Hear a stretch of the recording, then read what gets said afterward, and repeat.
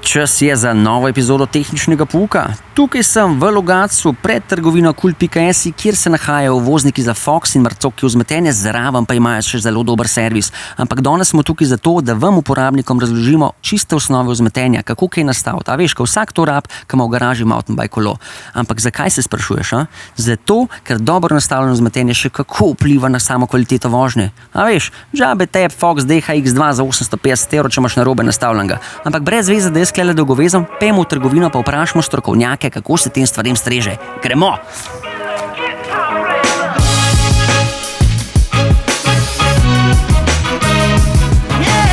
Evo, z menoj sta doktorja vzmetenja Uroš Gnezda in Robi Kurant. Sicer sta majstra za Fox in Marcoki vzmetenja, ampak vprašanja, ki jih bom danes zastavil, so tako basic, da zajemajo čisto vse firme vzmetenja.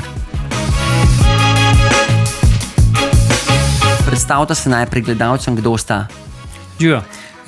Uroš Gnezda, nekako s kolesarstvom sem že povezan 33 let, sprva kot kolesar, nato kot šef razvoja znamke Kult ter znamke Krpan, ter zadnjih 6 let kot vodja blagovne znamke Fox in Marcoki.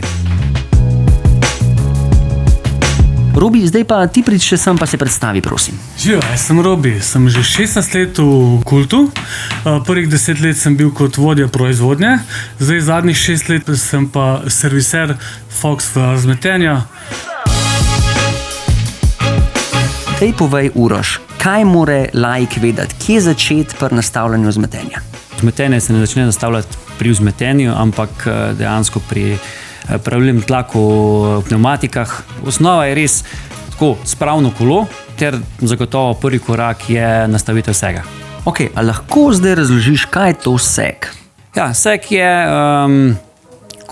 določen procent potopa vzmetenja ob sili, ko se usedeš na kolo. Se pravi, ob lastni teži se mora vzmetenje posesti nekako med 10 in 30%. Ok, ampak nam lahko zdaj podrobno opišeš, kakšen je postopek za nastavljanje sega? Prvo je to, da se treba opremiti tako, kakor potem tudi kolesarimo, se pravi, predvsem, če imamo nahrbtnik, da imamo napolnjenega z vodo, to tam nekje lahko tudi 3-5 kg težje dodatne, kjer je treba upoštevati pri nastavljanju. Dobiti informacijo, kakšen procent sega naj bo za določeno kolo, nekako velja za cross-country kolesa 10-15, do maraton do 20%, trail all mountain kolesa nekje 20-25%, enduro, DH pa tam do 30%. Druga stvar pa, ki jo svetujem vsem, je to, da razmišljajo, kakšen setup želijo.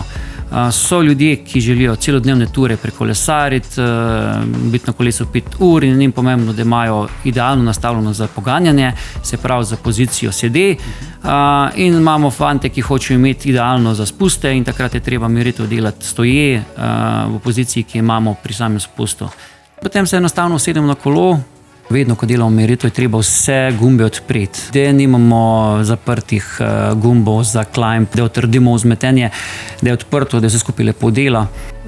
In z pomočjo o-ringov, ki so na samih amortizerjih, izmerimo ta procent sega. Ne smemo pozabiti, da med samo meritve ne smemo zavore stiskati, ker se medosna razdalja kolesa se med delovanjem vzmetenja velikokrat spreminja in če je zavora stisnjena, ne bo ta prava meritve. Ok, to je bil zdaj zračni amortizer. Kaj pa pri coil amortizerju, kjer ni o-ringa, da ti pokaže, koliko je seg, tam pa najbrž rabiš malo pomoči kolega, ne? Ja, pri coilu je vse skupaj bolj zahtevno. Isto je treba vedeti, koliko ima amortizer hoda. Ta podatek pa pridobimo potem z merjenjem z eye to eye, rečemo, se pravi od vijakov, s katerimi pritrdimo amortizer na okvir, tam zmerimo. Recimo 250 je ta razdalja in ko se usedemo gor, se to stisne za recimo 20 mm in iz tega ven potem začunemo. Zelo dobro. In tudi priložil bom eno lepo formulico za izračun sega v zadnjem koncu kolesa, ki boste lihkar zdajle videli. Ok, zdaj imamo kle zračne kartuše in nakartušeno vzmet. Kaj je treba paziti pri nastavitvi sega pri eni in pri drugi kartuši? Ja, zdaj zadnja leta je lahko rekel 90% koles opremljeno z zračnimi amortizerji, kjer je zadeva dosti enostavnejša pri nastavitvi sega, predvsem je brezplačna. Se pravi, lahko samo z tlačilko za amortizerje nastaviš pravilen seg. Pri coil amortizerjih ali povilcah je pa zadeva malo bolj komplicirana, kjer je potrebno dejansko zamenjati vzmet s tršo ali lažjo. Vseh sva zdaj obdelala, Uroš, kaj je naslednja stvar, ki se posvetiš pri nastavljanju vzmetenja? Ja, naslednja stvar je rebound, to je tista druga stvar, ki jo nastavljamo. Pa da midva zdaj poveva posplošeno, rebound je kaj hitrost vračanja udarca od vilca, ne? Točno to. Rebound je pa tisti, ki kontrolira, kako hitro se vilca nazaj regenerira, nazaj raztegne v prvotni položaj. In kaj je treba biti klej pazljiv? Kaj je največja napaka, ki se lahko naredi pri nastavljanju rebounda? Ja, rebound je ena taka funkcija, kjer je za splošnega kolesarja nastavi in pozabi. Je pa zelo pomembno, eden pomembnejših gumbov, če ni prav nastavljanje vzmetenja lahko katastrofalno. Treba je uloviti tisto idealno točko, kjer bo vzmetenje dovolj hitro, da bo na nekem hitrem terenu uspelo slediti terenu in dovolj počasno, da ne bo tistega neželenega gibanja vzmetenja pri pedaliranju. Ok, naslednja stvar, ki se je pa velja poudariti, je pa tisti modri knofek. Kaj je tale modri knofek na vzmetenju? Ja, compression je ena taka fina funkcija, ki mogoče je tudi tretja v vrsti od nastavitev, kot že govorimo, in tudi nekako tretja v vrsti po občutljivosti, po ljudje to občutijo. Zelo odprt compression je to, da je vilca res mehka, res deluje lepo, se peleš po razbitem terenu, pa je tako, da se peleš po cesti. Zelo zaprt compression je vilca, zelo trda, ni toliko odzivna, ampak je pa na drugi strani zaradi sile pedaliranja, zaradi recimo band, ki so bande priletiš noter z neko silo, vilca ne bo počepljena, ampak bo stala visoko v hodu. Ok, kaj pa primer, ki pride zdaj na Loudance in odkarta najhujši bike z vso možno opremo in ima gor valjda vse rebounde, vse compressione. Kako mu zdaj razložiti za ražjo predstavo? Kaj dela high speed compression, kaj dela low speed compression? Low speed compression je tista stvar, ki določa, kako smooth bo delovalo vzmetenje.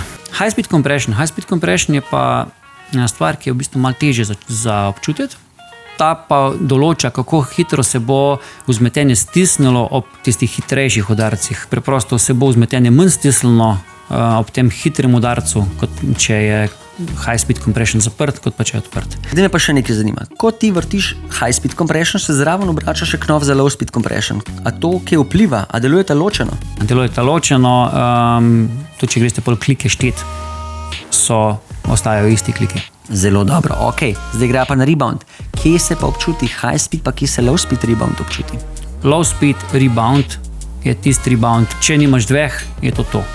Se pravi, low speed rebound določa, kako hitro se bo regeneriral nazaj. Se pravi, kakor te jaz zdaj štekam, je pa v osnovnih amortizerjih high speed rebound tovarniško prednastavljen amortizerju noter, ne? Ti pol kar gor šteraš je low speed rebound. Tako. High speed je pa v bistvu rebound, ki vpliva na drug del hoda, ki vpliva takrat, ko ti na nekem Rocky Gardenu preletiš noter v skale in amortizer, eno DH vilco vseh 200 mm hoda izkoristiš tako v parih centimetrih. In takrat, da se vilca regenerira čim prej nazaj, je ta nastavitev high speed rebounda tista, ki vpliva na to. Svetujejo, da preprosto high speed rebound zapreš do konca, z low speed reboundom nastavljaš vzmetenje in ukolikor ti nekako ne paše to, začneš odpirati še high speed rebound. Ok, zelo dobro razložena, Uroš. Pri vzmetenju obstajajo še volume spaceri, se reče. Čemu služijo volume spaceri? To so v bistvu plastike, ki se vstavljajo v amortizerje, s katerimi zmanjšamo volumen pozitivne komore in enostavno dosežemo spremembo progresivnosti vzmetenja. Se pravi, v praksi pomeni to, da človek, ki se preveč pomika nazaj, zadnji amortizer zabija, sprednjo vilico ne izkorišča, v zadnjem amortizerju dodamo volume spacerje, sprednji vilici enega odzamemo in dosežemo, da je za stvar idealna, za njegov način vožnje. Vzmetenje mora delati usklajeno, ne sme biti od zadaj pretrdo, od spredi premehko, karkoli, te razlike ne smejo biti. Še tole me zanima, na koliko časa je zdaj treba servisirati svoje vzmetenje? To je tako, 125 ur vožnje ali enkrat letno, katera stvar je hitrejša. Je pa tako, iz lastnih izkušenj lahko povem, da sem imel najhitrejši interval, da je bil potreben narediti po 4 urah. Preprosto maratonska dirka Four Islands lansko leto narabo, ekstremni pogoji, po eni etapi vzmetenje ni več delalo. Ni bila važna znamka kolesa, nič, preprosto tista mivka je prišla v vzmetenje in ni delala. Potem imamo na drugi strani ljudi, ki imajo pa 300 ur, pa 5 let, pa še kot preš je noter še zelo ok. Za konec sem pa jaz na Instagramu pred časom dal eno anketo, kjer mi lahko zainteresirani pošljejo vprašanja, ki si jih želijo slišati, in jaz sem izbral 3, ki so vredni, da se jim da odgovor nazaj. Gremo pogledat. Prvi šopkam vprašanje Jakob Matija, in sicer, koliko spring rate vpliva na rebound? Vsaka sprememba tlaka ali nove vzmeti vpliva na rebound. Vedno. Velika napaka je to, ko si ljudje kolesa sposodijo in pravijo, glej, vsak moraš spremeniti, ker imam jaz 20 kg več kot ti, spremenijo vsak, pa rebound pustijo. Uničijo si nastavitve. Odlično, se pravi, vse spreminja. Naslednje vprašanje, a je boljš imeti previsok ali prenizek spring rate? Če pomislimo, da če je vzmet premehka, pa da dejansko pri vsakem skoku zabiješ in s tem uničuješ vzmetenje, bi rekel boš, da je malo trše. Malo trša. Ok, naslednji je bil KTDH na Instagramu, in sicer prvo vprašanje, low speed compression ali high speed compression za break bumpse? Low speed compression definitivno na break bumpsih bo čutna razlika. Drugo vprašanje, low speed rebound ali high speed rebound za break bumpse? Low speed. Low speed rebound, ok. Več volume spacerjev in nižji tlak ali manj volume spacerjev in več tlaka? Zdaj, pri break bumpsih ne bo hude razlike v nobeni kombinaciji, ker preprosto pri break bumpsih deluje manj kot prva polovica vzmetenja in tle noter, jaz bi rekel, vedno poudarjam, ko so omogočeni volume spacerji, ne bo tlak tisti ta prav, ne pa, da je potem DH koloma 10% vsega. To ni to. Tlak. Pa še zadnje vprašanje od Ketaja, a že imate orodje za 2021 Fox vzmetenje? Robi, a imamo? Majo. Ok, imamo pa še zadnjega z vprašanjem, in to je Blaž Oblak. In sicer je vprašal, kdaj, zakaj in kolikrat je treba pritisniti na te magične gumbke pri Fox 40 ali pa 38 ali pa 36. Ja, fajn je vsake 2 minuti. No, povej mi, kdaj boš izenačeval ta tlak zdaj? Kdaj ga boš spravil ven? Ja, prevečkrat ne more biti. Enostavno čutiš, ko pritisneš na ta gumb, da zrak pihne ven, in kadar pritisnete in da zrak pihne ven, je pa to. Zelo dobro. Upam, da so bili odgovori dobri, da ste zadovoljni. Je bilo pa to z moje strani to. Najlepša hvala Urošu in najlepša hvala Robi, da ste si vzela cajt, in upam, da so vam te osnove majčkeno razjasnjene, ne? Da ste znali vsaj približno nastaviti svoje amortizerje. Če pa ne, so pa fantje iz Kult.es vedno na voljo.